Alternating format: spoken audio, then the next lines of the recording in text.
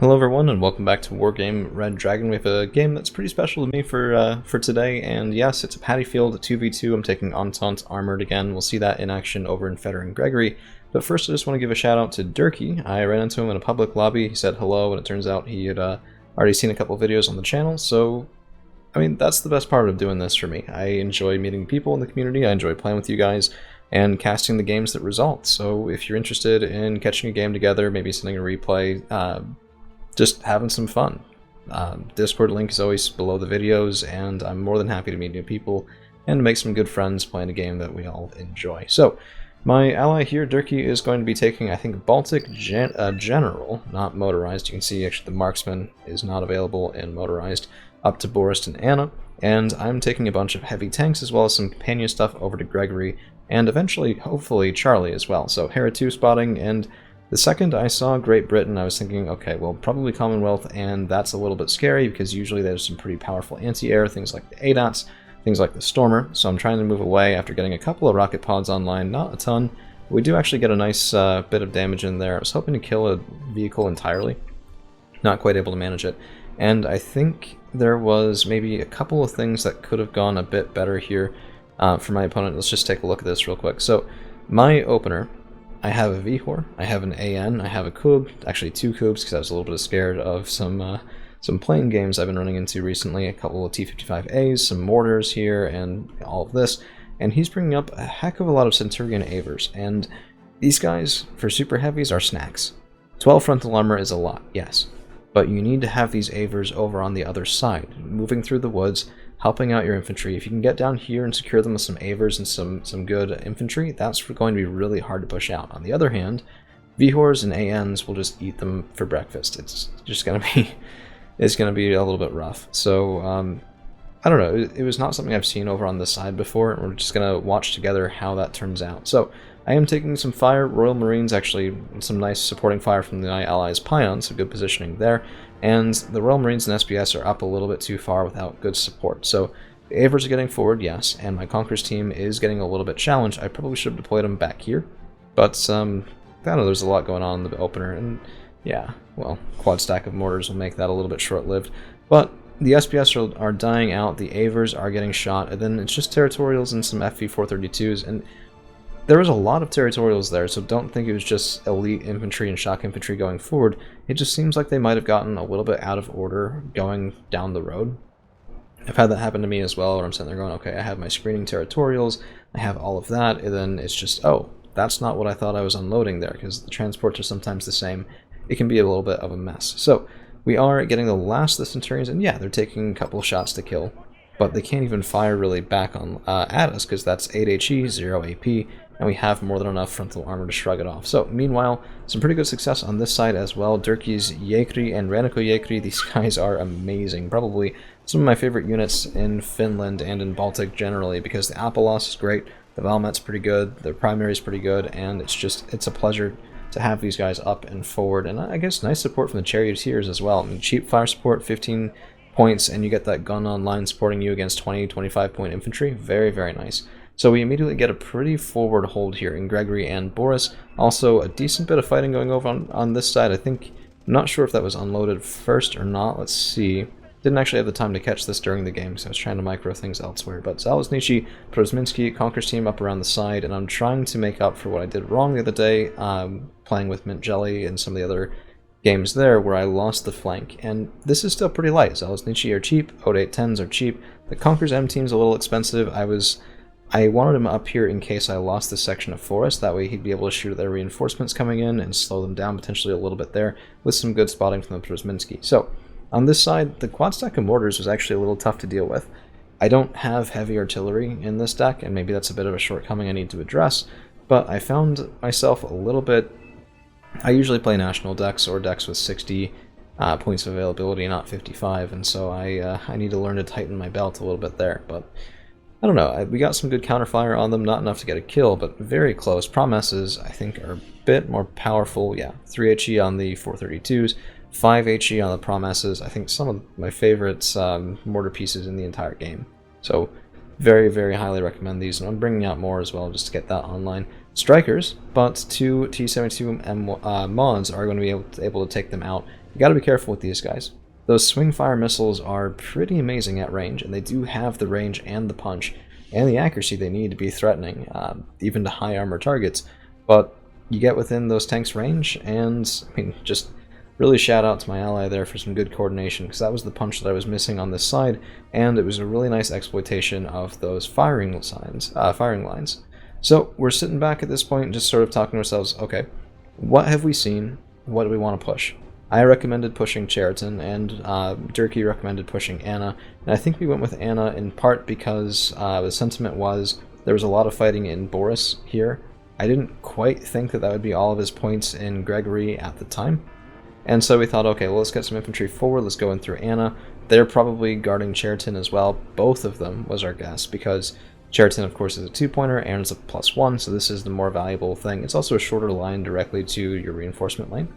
And we can actually see that in action here. Chieftain Mark II's probably a bit of an optimistic call-in, given that the Vihor and M84AN should have been seen over on this side firing in, and they were able to take care of a lot of that stuff for us. Mortars coming out will panic them, but they're actually no longer where they were, so I made sure I didn't want to get exposed to some anti-tank planes on this side. I mean, yeah, Striker's getting a little bit of revenge.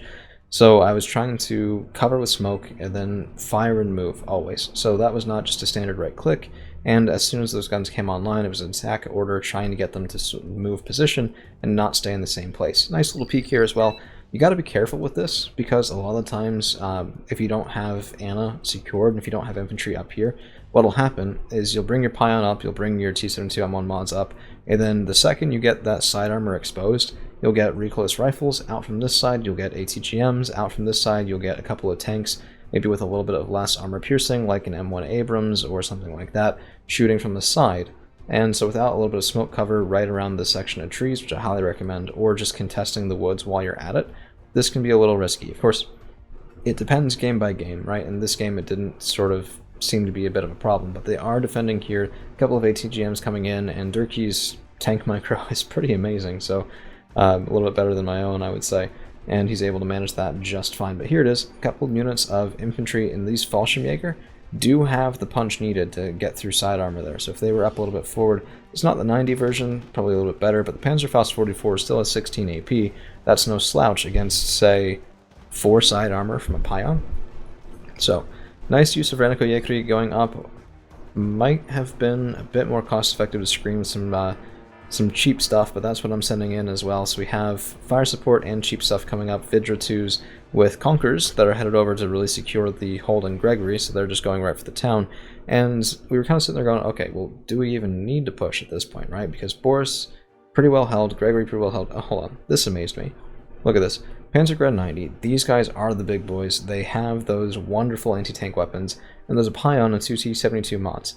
And I was sitting there going, okay, well, what's going to happen here? And yeah, the Pion goes down, but that seems to be enough time for the T-72 mods to stun and panic this infantry. And I mean, yeah, they're retreating out of it, but I mean, look at that, 1 unit killed, and then they're going in, and yeah, that's going to be a complete unit clear on that. 75 points worth of Panzergren 90, and yeah, I mean, that's about the cost of the Pion, but yeah, so I'm trying to support with the Promises as well, just because I didn't want those tanks to be up there alone without any sort of help. And once the infantry's cleared out, those Martyr 2s stand no chance against this heavy tank.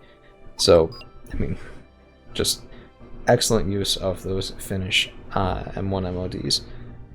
Yeah, I don't know if it's a hard thing. There's a reason why I usually play Baltic just as Moto, and it's because I've never really had good success with the T-72 M1 mods.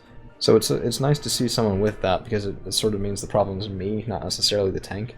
The thing that always gets me, and maybe let me know if this is something that you think about as well, is the 40% stabilizer. I love to attack move my tanks, and they will stop and use their accuracy. But if you have to reverse out of a fight and you still want to be shooting, that stabilizer is critical to getting those last couple shots in as you go back. Now if you look at the M91A Vihor, that's a 65% stabilizer, only about a 5% drop. And with good veterancy, that's still a pretty well guaranteed shot. But with the 40% on the M1 mod, that's very much not a guaranteed shot. And even high veterancy, it's multiplicative. So if you have better base, it does more. This, by the way, was just a little bit of trying to get through. I thought maybe he'd have something, and yeah, 20 millimeters coming up to intercept the Panzer of Nietzsche. But if we had gotten through, and if I'd smoked this, maybe we would have been able to get there, but if we had gotten through, there were a couple of strikers. I was trying to get these guys online with their 7V RPGs, and then a command vehicle right here. Of course, didn't know that at the time. But we actually do get one of the strikers, pays for itself right there. These guys are 10 points each. Both of the strikers, 80 points worth of kills, just off of a little bit of a probing attack here. And even if we lose it, that's alright. We've made our points back, that's okay. Leopard 1 meanwhile spotted, and Kartaniekri here are trying to get that kill. Does look like it's going to be a side armor shot, able to take him down, and even if it was front, 16 AP, 20 RPM, that's really nice infantry. I think people underestimate these guys for woods clearing pretty often just because they go, oh, well, they're not great against anti-tank, and well, that's true, but it's only true if you can't get a good angle and if you can't get enough sustained fire. So this was something kind of interesting. Double Lynx 3 here, and these guys are on the ground. Keep that in mind for later on because that definitely did not go unnoticed at the time. So Yekuri pushing up. My support was a little bit late here, and I do apologize for that. Mechanized vehicles and all that. I'm trying to get some good, I don't know, some good armor up in addition to just the infantry.